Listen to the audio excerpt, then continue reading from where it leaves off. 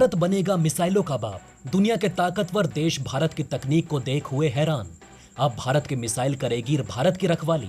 भारत की सिक्योरिटी के लिए डीआरडीओ बना रहा है रक्षक मिसाइल। अब दुश्मन का हर हमला होगा नाकाम, क्योंकि सुरक्षा में तैनात होगा डीआरडीओ का रक्षा कवच। दोस्तों, रूस यूक्रेन वॉर में जहां रूस ने बीते साल मार्च अप्रैल महीने में रूस यूक्रेन और क्रीमिया में सैनिकों और हथियारों की तैनाती शुरू कर दी थी, उसका परिणाम आज हम सभी के आगे है। कैसे रूस के राष्ट्रपति व्लादिमीर पुतिन ने स्पेशल मिलिट्री ऑपरेशन के नाम पर यूक्रेन पर हमला कर दिया था। लेकिन दोस्तों, बेशक रूस हमारा मित्र देश है, लेकिन फिर भी यूक्रेन की हिम्मत और डटे रहने की क्षमताओं ने पूरी दुनिया को छोटे देश की पावर का एहसास दिला दिया है। इससे ये पता चलता है कि सिर्फ अटैक करना ही युद्ध में जीत या पावर का सबूत नहीं होता, बल्कि अपने आप को डिफेंड करना भी आपको युद्ध में जीत दिलवा सकता है। वहीं अगर आपको डटे रहना है तो वार करना भी जरूरी है। यहां हमारा संबंध रूस यूक्रेन वॉर से नहीं, बल्कि युद्ध से सीखने और अपनी क्षमताओं को बढ़ाने का है। यहां बात भारत की है, क्योंकि भारत इस समय एक तरफ से नहीं बल्कि दो तरफ से घिरा हुआ है। दो देश जो भारत के कट्टर दुश्मन और एक दूसरे के साथी हैं। जी हां दोस्तों, हम पाकिस्तान और चीन की ही बात कर रहे हैं। वैसे तो दुनिया जहान जानती है कि चीन किसी का सगा नहीं है, पर सिर्फ भारत की घेराबंदी के लिए पाकिस्तान को मदद देता है, और पाकिस्तान गधे की चाल चलता हुआ चीन की जी हजूरी करता है। इसलिए ये युद्ध भारत के लिए किसी चेतावनी से कम नहीं है। तो दोस्तों, अब जरूरी है कि भारत अपनी युद्धक क्षमताओं को बढ़ाने के साथ साथ अपनी सुरक्षा के लिए भी हथियारों का निर्माण करे। इसी क्रम में भारत के डीआरडीओ ने एक रक्षक मिसाइल बनाई है। चलिए इसके बारे में डिटेल से जानते हैं। दोस्तों, डीआरडीओ कई नई मिसाइलों पर काम कर रहा है, लेकिन इस समय जिस मिसाइल को लेकर खबर आई वो काफी चौंका देने वाली है, क्योंकि अभी तक हमने आपको दुश्मन पर वार करने वाली मिसाइलों के बारे में जानकारी दी थी, लेकिन आज हम आपको एक ऐसी मिसाइल के बारे में जानकारी देंगे जो दुश्मन पर वार करते हुए भारत की रक्षा करेगी। इस मिसाइल का काम है दुश्मन देश को हथियार त्याग कर आत्मसमर्पण करने पर मजबूर करना।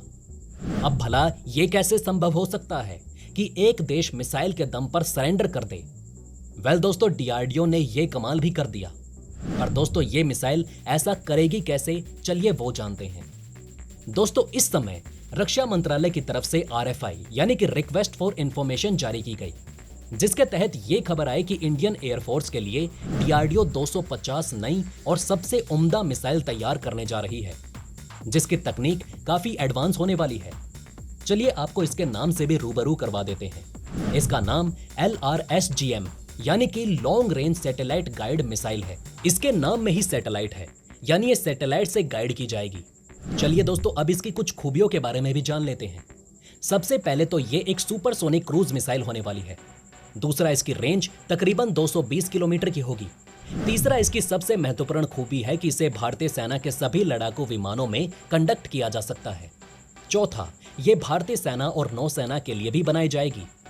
भारतीय नौसेना इसे MiG-29 में लगाकर इंटीग्रेट कर पाएगी। अब बात आती है कि ये सेनाओं में काम क्या करेगी और इसका मेन काम क्या रहेगा। दोस्तों, जैसा कि हमने आपको बताया कि ये एक रक्षक मिसाइल है।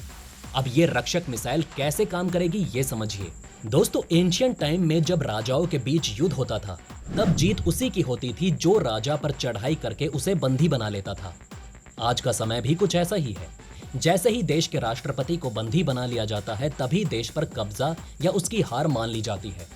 लेकिन आज के समय में ये इकलौता जरिया नहीं है जिससे किसी देश को हराया जा सके। आज की दुनिया हथियारों की दुनिया है। आज राजा की गद्दी भी बदल चुकी है। आज एक समय में अगर एक देश दूसरे देश के सैनिक अड्डों, स्टोरेज हाउस, जहां से सेना को सप्लाई और गोला बारूद दिया जाता है, वहां पर हमला करना, उस स्टोरेज को खत्म कर देना, युद्ध की जीत का शंख फूंकने जैसा है। आज के समय में अगर एक सेना दूसरे के हथियारों के बेड़े को नाश कर देती है, तो साफ जाहिर है कि सैनिक युद्ध कैसे लड़ेंगे। इसलिए भारत ने भी ऐसी मिसाइल बनाने का ऐलान किया जो दुश्मन के स्टोरेज हाउस यानी कि हथियारों के बेड़े को तहस नहस कर देगी। अब आप सोच रहे होंगे कि क्या ये पहली मिसाइल है जो ऐसा काम करेगी? ऐसा नहीं है, बल्कि कई ऐसी मिसाइल है जो दुश्मन के सैनिक अड्डों को ही उड़ा देती है। लेकिन हर जगह ना तो स्थिति एक जैसी होती है और ना ही सुरक्षा। मिसाइल इस तरह भी हमला कर सकती है, इससे सभी देश वाकिफ हैं। इसलिए हर देश अपने स्टोरेज हाउस पर कड़े डिफेंस सिस्टम तैनात करते हैं, और इन्हें भेद पाना हर मिसाइल के बस की बात नहीं होती। अब दोस्तों इसी को देखते हुए पहाड़ी इलाकों के लिए भारत ने LRSAM मिसाइल बनाने का फैसला लिया। यही कारण काफी है। सबसे पहले तो पहाड़ी इलाकों में रडार सिस्टम बिल्कुल ठप पड़ जाता है। दूसरा, समतल जमीन न होने और पहाड़ियां होने के कारण मिसाइल की जो प्रवृत्ति है वो भी सीधे ट्रैवल करने की होती है, जो यहाँ पर ठप हो जाती है। इसलिए LRSAM मिसाइल पहाड़ी इलाकों में ग्लाइड करते हुए दुश्मन के कैंपस को निशाना बना सकती है।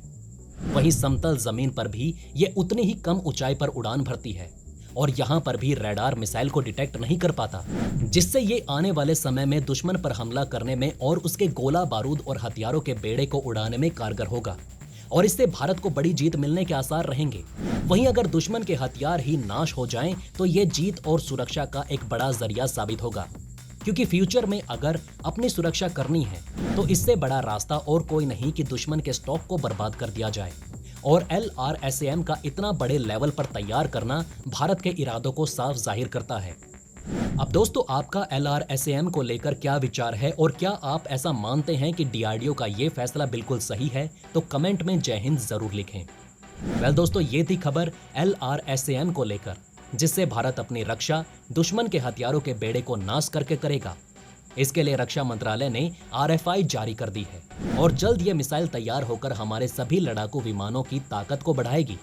आपका इस बारे में क्या कहना है हमें कमेंट में जरूर बताएं। वहीं अगर आप चाहते हैं कि ऐसी इन्फॉर्मेशन ज्यादा से ज्यादा लोगों तक पहुंचे तो इस वीडियो को शेयर जरूर करें और अगर हमारी ये वीडियो आपको पसंद आई तो लाइक करना ना भूलिएगा। साथ ही अगर अभी तक आपने हमारे चैनल को सब्सक्राइब नहीं किया तो प्लीज हमारे चैनल को सब्सक्राइब जरूर करें। खुश रहें, अपना ध्यान रखें। फिर मिलेंगे एक नई इन्फॉर्मेशन के साथ। तब तक के लिए जय हिंद, जय भारत।